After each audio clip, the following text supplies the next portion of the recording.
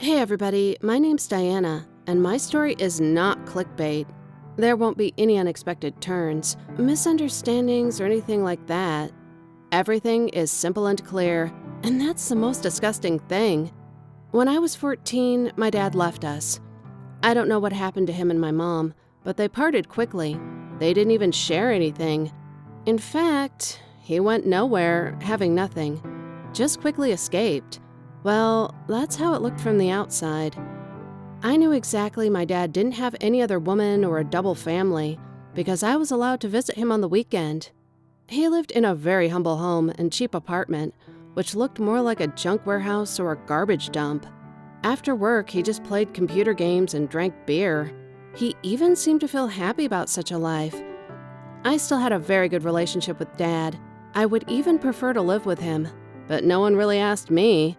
Well, my mom was okay, but she spent most of her time searching for her new love, and she gave up on me. But that hurt. It wasn't fair. And if she didn't need me, well, why didn't she just give me to my dad? I could handle my life with him somehow. And then he appeared in my life. His name was Roland. At 45, he tried to look macho, but he wasn't very successful with that one. Well, somehow he hooked up with my mom. Maybe it's because I was just 14. I knew nothing of 45-year-old guys. Anyway, he came to live with us. In our house instead of my dad. Thankfully, he didn't ask me to call him Dad. No, at first things were just like with everyone else. Those who have a stepfather in their family would probably understand me. It's annoying, yeah, because it's some other guy, it's not your dad. But I could stand it. After all, it's not my problem, it's my mom's. If she's okay with that one, then who am I to mess with someone else's life? And then, the older I got, the weirder it all seemed. At 15, he started to express some incomprehensible signs of attention to me, like asking if I had a boyfriend, if we kissed or not, and how it was. Sometimes he touched me, but not hinting at anything. Just touching my hair or my hands or some other parts of my body with no clothes. I didn't like it, of course, but I just politely pulled him away. My mom said Roland just wanted to get along with me, and I should be nice, let him get to know me better. I didn't think so, because I already had a dad, and I just didn't need another grown-up man in my life. Yeah, I could talk to him, but just about school, homework, friends. Certainly, I wasn't going to confess to anyone about my private life. I told Roland about this in plain English, when once again he started asking me if I ever tried, adult things. He kinda understood and left me alone. But when I turned 16, the whole nightmare began. At first, it was some simple attempts to stay alone with me. My mom worked shifts, and we were often at home alone in the evenings. Of course, I wanted to be anywhere but with Roland, but he insisted we were a family now, and we should spend more time together. Usually, he would cook dinner and then make me watch some movies with him. He chose ones with a lot of bed scenes. He asked me again if I ever tried it with my friends. I felt very uncomfortable, so I immediately went to my room and locked it from the inside. Or sometimes, I didn't come home at all. I stayed with my GFs or my dad overnight. I told my mom about this, but she waved me off and said I was just making it all up. Once it all ended up in a scandal. I was accused of my unrealized fantasies and desires that I could keep to myself instead of slandering a good person. I haven't spoken to my mom since. What's the point? She wouldn't believe me anyway. I just tried to minimize my interaction with Roland, though it wasn't so easy because we lived in the same house, and we saw each other almost all the time. Then it got to the point where he started breaking into my bathroom when I was taking a shower, even when my mom was at home. And yeah, he saw it all. But he laughed and said no one needed my angular teenage body for anything. And Roland needed something in the bathroom, and he couldn't wait for me to splash enough.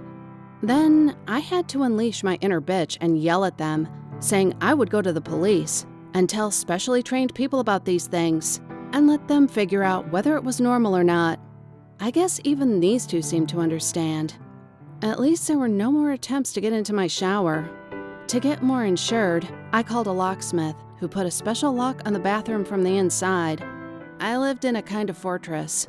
A lock on my room, a lock on the bathroom. The only lock left was like those Victorian panties with a chastity belt, just to be sure.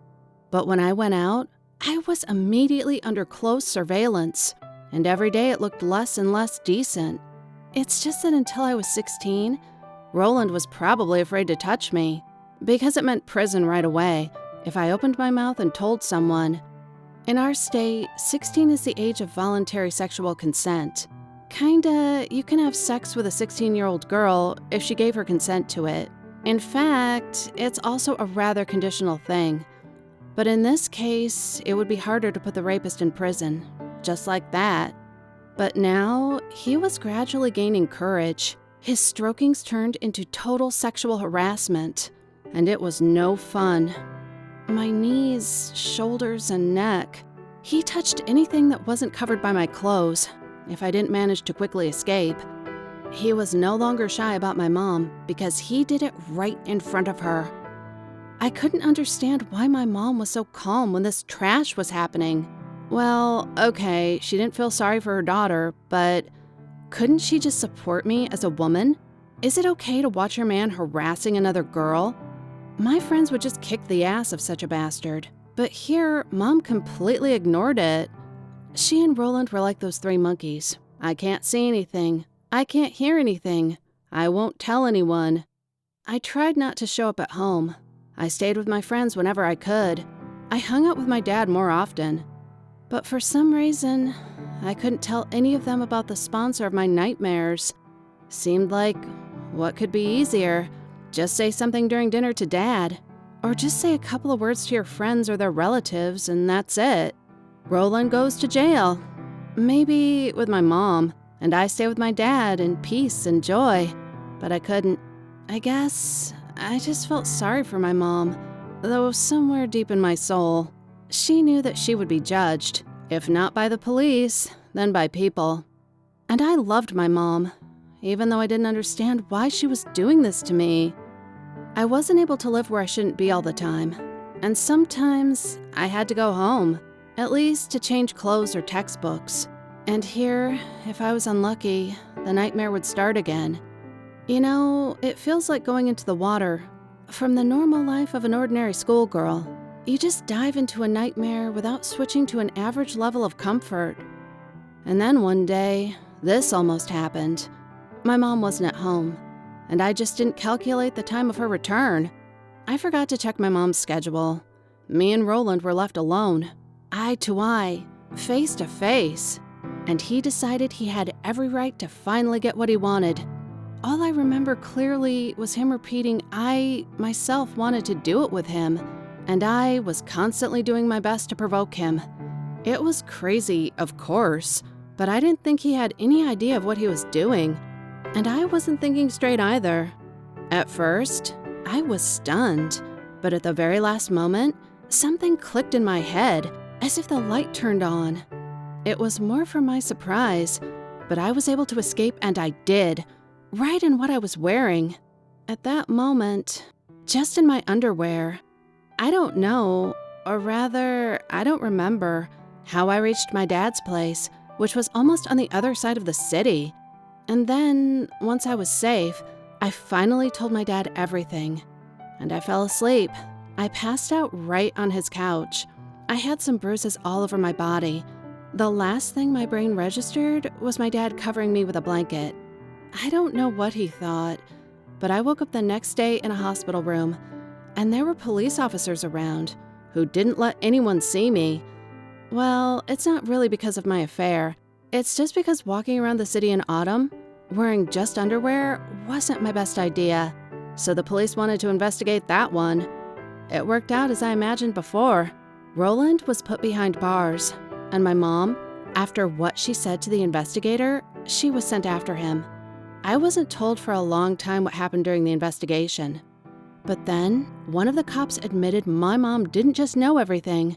Sex with me was upon her agreement. Roland could harass me on the condition that he was committed to living with my mom. So, for the sake of her new marriage, my mom really sacrificed me like a goat. For her, I turned out to be just a bargaining chip that can buy family happiness with a rapist or, most likely, a pedophile. I testified against my mom in court after these revelations. Currently, I'm undergoing treatment with a psychotherapist.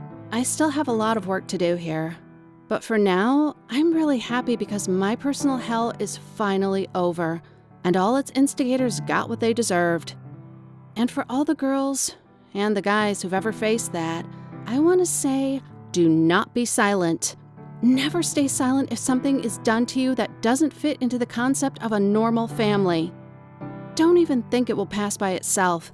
Don't get it to your own mental or even physical trauma.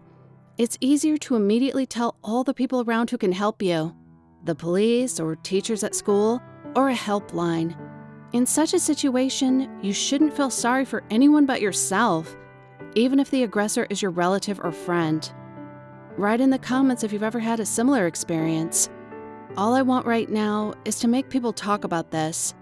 Your likes and comments would help me to show my story to others who need help now too.